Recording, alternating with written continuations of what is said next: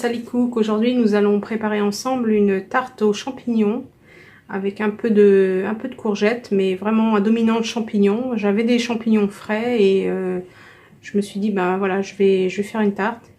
Et je me suis dit, pourquoi pas la partager aujourd'hui avec vous. Et puis voilà, que je vais accompagner d'une petite salade toute simple. Si vous êtes intéressé par cette recette, eh ben, nous allons démarrer tout de suite. Yallah, bismillah. Donc pour réaliser cette recette, vous aurez besoin d'oignons. Donc j'ai pris 2 oignons que j'ai hachés comme ceci, de champignons. Donc là j'ai 500 g de champignons frais que j'ai détaillés en lamelles. Donc bien sûr que j'ai lavé auparavant à l'eau froide et que je détaille après. Voilà, l'équivalent d'une grosse courgette, une grosse courgette et demie. Donc on va démarrer la recette. Je vais vous donner les ingrédients au fur et à mesure. Donc, je tenais absolument à partager cette recette avec vous. Vous allez voir, c'est très simple. Donc dans une poêle, vous allez mettre de l'huile d'olive, ou de l'huile normale si vous n'avez pas. Et on va faire revenir nos oignons.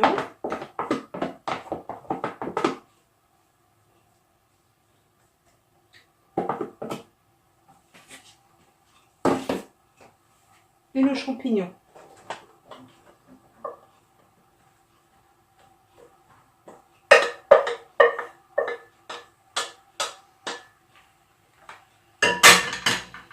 Donc là, je vais laisser cuire un petit peu, puis je vais laisser revenir jusqu'à ce que ma préparation, jusqu'à ce que mes champignons réduisent et que mes oignons aussi deviennent tout mous, enfin cuits quoi. A tout de suite.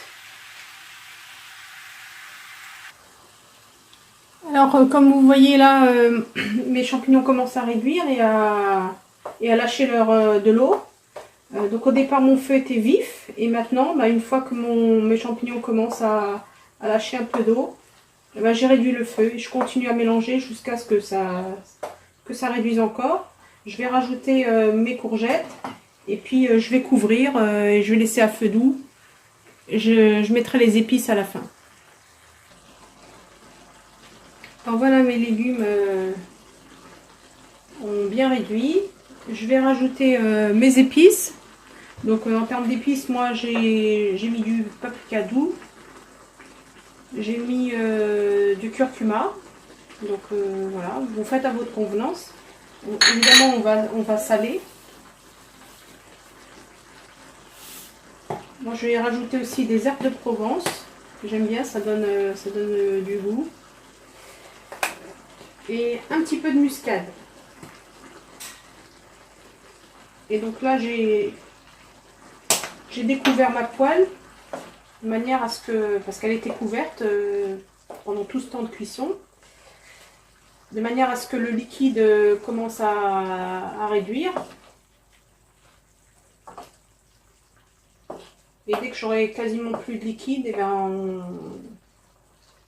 mettra le tout sur notre pâte à tarte. Alors pour la pâte à tarte, vous voyez, moi j'en ai acheté une, j'ai pas le temps de la préparer, mais j'ai une recette. Vous verrez sur ma chaîne, la tarte aux aubergines, cette pâte elle est vraiment très très bonne. Donc je vous invite à aller voir cette recette pour la pâte à tarte.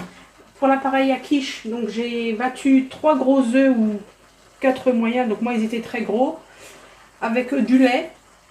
Alors moi souvent je mets du lait, je mets pas de crème fraîche, je trouve ça plus léger. Et puis j'ai assaisonné avec du sel et de la muscade. Voilà, la muscade je l'achète comme ceci. Donc du sel et puis de la noix de muscade. La noix de muscade c'est 2-3 pincées, hein, pas plus. Voilà. Donc dès que c'est réduit, je reviens.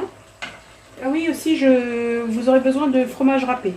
Allez, à tout de suite pour la fin de la recette et la cuisson. Donc vous voyez comme ma sauce a bien réduit. Il n'y en a quasiment plus, voilà. Donc il faut vraiment que ça ait bien réduit. Et donc maintenant on va tout verser dans notre pâte à tarte, comme vous le voyez. Donc on verse tout comme ceci.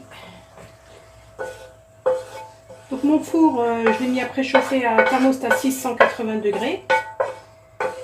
À avec la grille que j'ai mis à l'avant-dernière position. Donc il est bien chaud.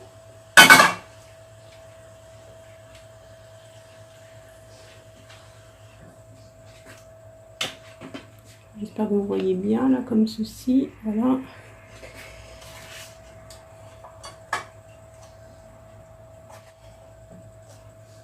Voilà, comme ceci.